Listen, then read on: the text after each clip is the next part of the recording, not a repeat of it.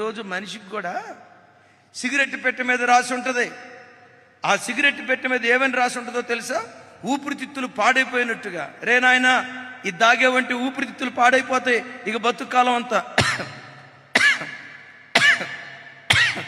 ఇలా దగ్గుతా ఉండాలరా నాయన, నువ్వు తాగొద్దు అని పెట్టె మీద రాసిన మా ఓడు పెట్టెలు కొని వేల మధ్యలో సిగరెట్ పెట్టి దమ్ము లాగుతాడు. ఆ ముక్కులో నుంచి పొగట్ట వదులుతాడు తెలుసా? మన చిన్నతనంలో రైలు గొట్టంలో నుంచి పొగ వచ్చేదిగా. రైలు గొట్టంలో నుంచి పొగ వచ్చినట్లుగా అదేదో హీరోలాగా అని లాగి ముక్కులో నుంచి పొగ వదిలేదు కాకుండా చూడండి నా వైపు రింగులు తిప్పుతా, పొగ రింగులు తిప్పుతా.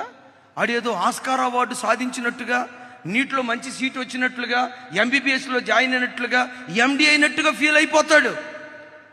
ఎవడాడు? వరే తాగితే ఊపిరితిత్తులు పాడైపోతాయి, ఈ గుట్కా తింటే క్యాన్సర్ వస్తుంది, మద్యం తాగితే లివర్ పాడైపోతుంది.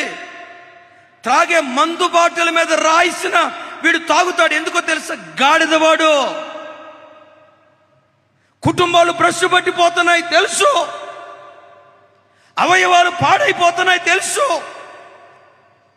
70-80 సంవత్సరాలు బ్రతకాల్సిన వాడు అర్ధాయుష్తో చచ్చిపోతున్నాడు తెలుసు. అయినా ఎందుకు తాగుతున్నాడు తెలుసా? నా వైపు చూడండి. ఎందుకు తాగుతున్నాడు తెలుసా? గాడిద ఎట్లా మొండితనంతో ఉంటుందో, జ్ఞానం ఉండదో, మనిషి కూడా జ్ఞానం లేనోడు. తాగి తాగి తాగి ఊపిరితిత్తులు పాడైపోయి, లివర్ పాడైపోయి చచ్చిపోయాడు. అట్లా ఊర్లో ఒక 100 మంది చచ్చిపోతే ఈ తాగుబోతులు అందరూ కలిసి ప్రభుత్వానికి అర్జీ పెట్టారట. ఏమని తెలుసా? తాగుబోతుల మరణాన్ని వీర మరణంగా ప్రభుత్వం గుర్తించాలి. ప్రభుత్వం వచ్చి అడిగిందట, రే నాయన, వీర మరణం అంటే సైనికుడు శత్రువులతో పోరాడి గెలిస్తే ఆ పోరాటంలో చచ్చిపోతే వీర మరణంరా, తాగుబోతుడు మరణం వీర మరణం అంటావు ఏంటంటే, ఒక తాగుబోతుడు అన్నాడట, లిక్కర్కి లివర్కి మధ్యలో జరిగిన పోరాటంలో వీర మరణం పొందాడు అన్నాడట. దేనికి? చూసారా?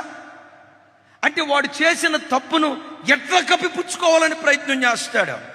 గాడిదలాగా మనం బ్రతుకుతూ ఉంటే, మంచేదో చెడేదో తెలియక చెడునే మంచిగా, మంచినే చెడుగా ఎంచి చెడును జుర్రుకుంటున్న దినాలలో మన పాపం మన తల మీద శాపంగా ఉంటే, మన పూర్వీకులు చేసిన పాపం మన తల మీద శాపంగా ఉంటే, ఆ శాపాన్ని మనం అనుభవించాల్సి ఉండగా లోక పాపాలను మోసుకొని వెళ్ళే గొర్రెపిల్లగా యేసుక్రీస్తు ప్రత్యక్షమై మన శాపమంతటిని తన మీద వేసుకుని, మన పాపమంతటిని తన మీద వేసుకొని, మన మీద పడవలసిన శిక్ష తన మీద వేసుకొని ఉగ్రతలో నుంచి ప్రభు మనల్ని తప్పించాడు.